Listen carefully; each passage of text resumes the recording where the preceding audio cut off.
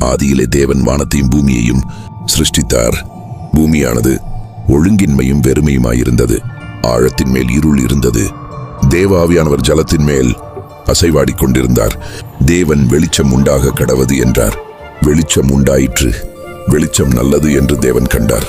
வெளிச்சத்தையும் இருளையும் தேவன் வெவ்வேறாக பிரித்தார். தேவன் வெளிச்சத்துக்கு பகல் என்று பெயரிட்டார், இருளுக்கு இரவு என்று பெயரிட்டார்.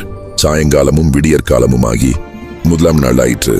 பின்பு தேவன் ஜலத்தின் மத்தியில் ஆகாய விரிவு உண்டாக கடவுது என்றும் அது ஜலத்தினின்று ஜலத்தை பிரிக்க கடவுது என்றும் சொன்னார்.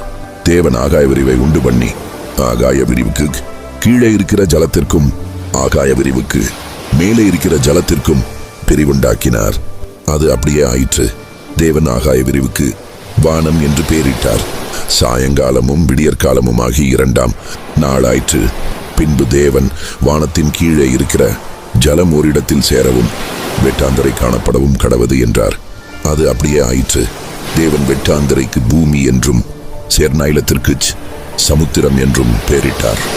தேவன் அது நல்லது என்று கண்டார். அப்பொழுது தேவன் பூமியானது புல்லையும் விதையை பிறப்பிக்கும் பூண்டுகளையும் பூமியின் மேல் தங்களில் தங்கள் ஜாதியின்படியே கொடுக்கும் கனிவிருட்சங்களையும் முளைப்பிக்க கடவது என்றார். அது அப்படியே ஆயிற்று. சாயங்காலமும் விடியற்காலமுமாகி மூன்றாம் நாள் ஆயிற்று. பின்பு தேவன் பகலுக்கும் இரவுக்கும் வித்தியாசம் உண்டாகத்தக்கதாக வானம் என்கிற ஆகாய விரிவிலே சுடர்கள் உண்டாக கடவது. அவைகள் அடையாளங்களுக்காகவும் காலங்களையும் நாட்களையும் வருஷங்களையும் குறிக்கிறதற்காகவும் இருக்க கடவது என்றார்.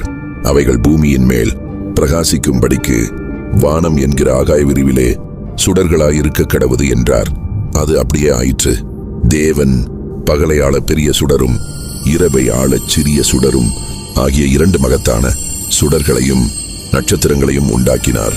அவைகள் பூமியின் மேல் பிரகாசிக்கவும் பகலையும் இரவையும் ஆளவும்